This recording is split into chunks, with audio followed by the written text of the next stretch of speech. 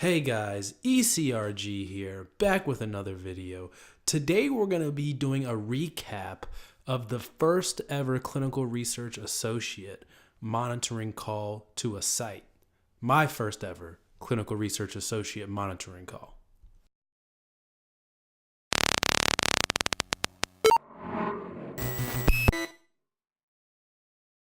Hey guys, ECRG here. Today we're going to be talking about my first ever clinical research associate monitoring call. Now, I know a lot of you guys out there in the YouTube sphere and the podcast sphere, just people of the internet in general, are interested in becoming CRAs or clinical research associates. And the job is slightly changing a little bit. We'll see this predominantly over the course of the next few years, but even right now we're starting to see some changes to the role. And the changes are predominantly because of the ICH GCP R2 guidelines that have been issued that came out in 2017. So basically, CRAs are going to be in charge of doing risk-based monitoring and all people on the clinical operations side. And what that is really a philosophy on using data to better monitor sites. And one of the things that they found is you do not have to go on site for every little thing.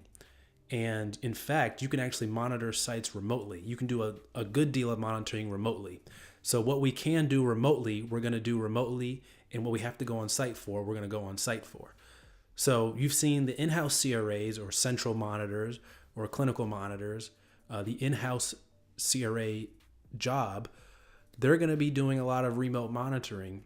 But also, certain companies, depending on how they're set up, CRAs, field monitors, are going to be doing remote calls as well, potentially. And also, there may be some hybrid roles that come out where I know some companies may have already implemented this, where you are part CRA, part in-house CRA, which may be good for those people that don't like to travel. But you still get a little taste of traveling every now and then. But basically, the first monitoring call, or the first time you do anything, is going to be a little struggle. It's going to be a little, taking some time to get used to. So, I mean, that's kind of how my first call was. I felt pretty prepared because all you have to do is follow the annotated report. And I felt like my training program was pretty long, being trained to do this. It was pretty long, but it could have focused more on, mock calls, mock visits, and that would have been extremely beneficial. So basically, my first call was my first ever call. And, the awkwardness and the nuances of that. So basically, I was given an annotated report, and the annotated report is basically has all the questions you should ask or all the blanks you should fill in when talking to the site. So it's going to have things about, patient recruitment. How's the site doing with patient recruitment? It's going to have things about informed consent. What's the version number of the informed consent? What informed consent? If it's a pediatric trial, they're going to have you list assent forms and when it was signed and all this stuff.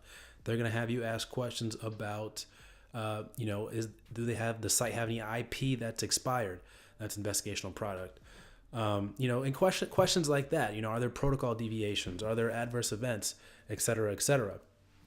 So, pretty much on my first call, I was going down that annotated report. And it's funny because you going from call to call, as I know now, having much more experience with that, I mean, I don't even specifically, I was asking the questions pretty much verbatim as they were listed on that annotated report.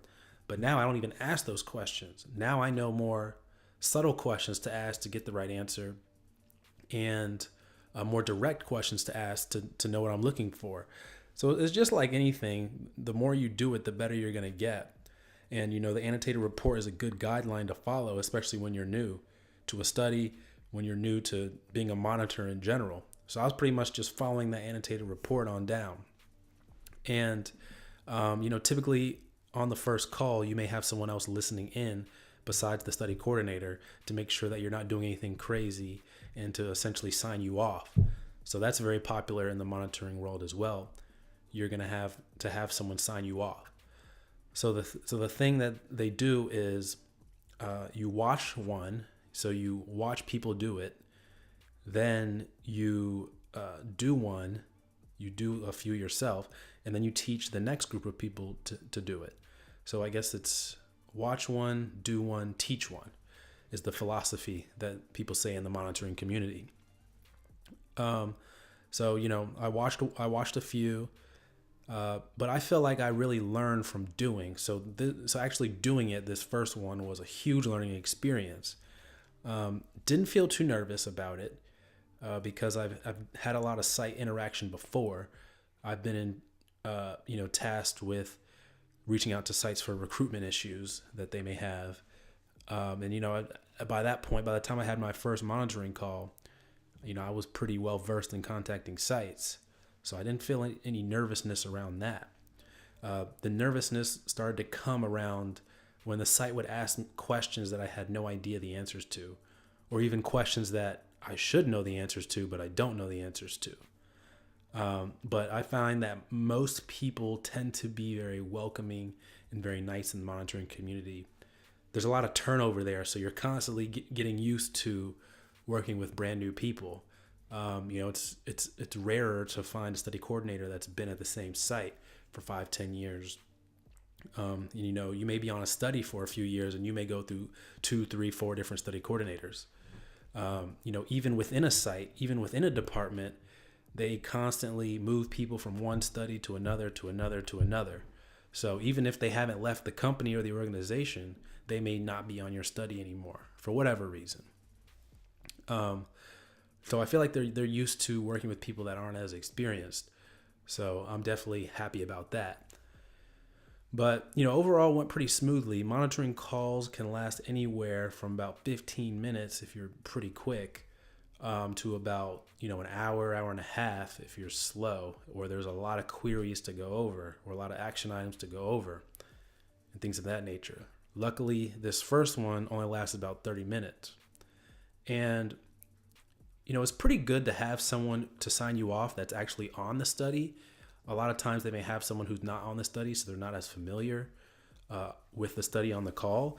So that way, if the site study coordinator asks something that you don't know the answer to, that person's able to jump in because they're on the study and familiar with the study and be able to ask questions. So luckily that happened on my call. In fact, the person who was listening in actually jumped in a few times and was asking questions just for their own personal benefit for some things that they were working on.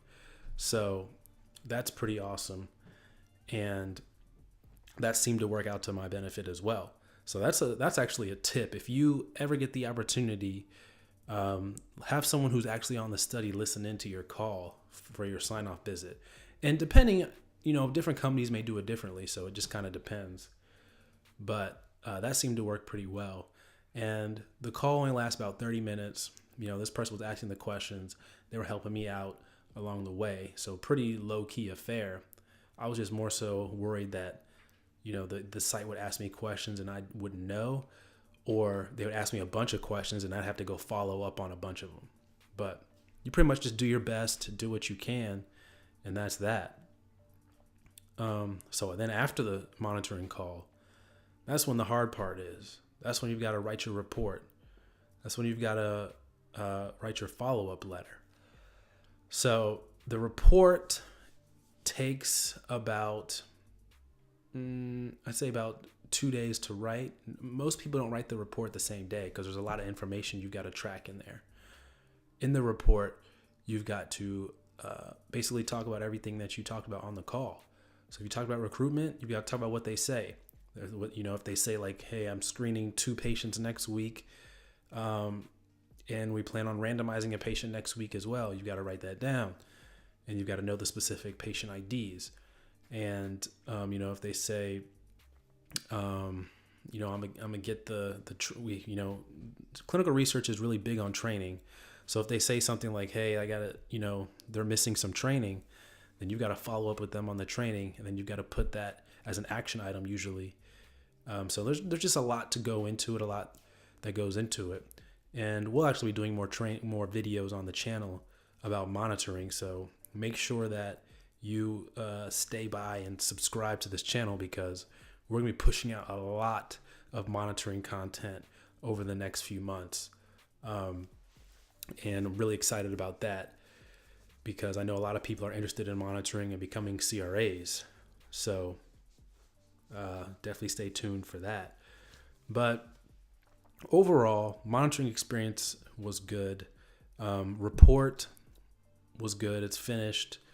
Took about a few days. Then the lead CRA or the CTL has to review it and approve it.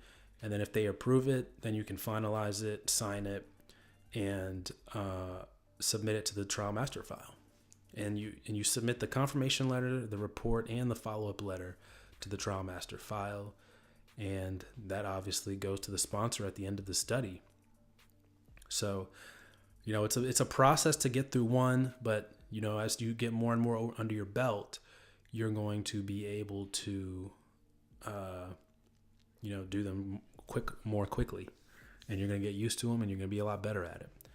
So that's the review of my first monitoring call. It went pretty smoothly. Didn't have any hiccups or anything like that.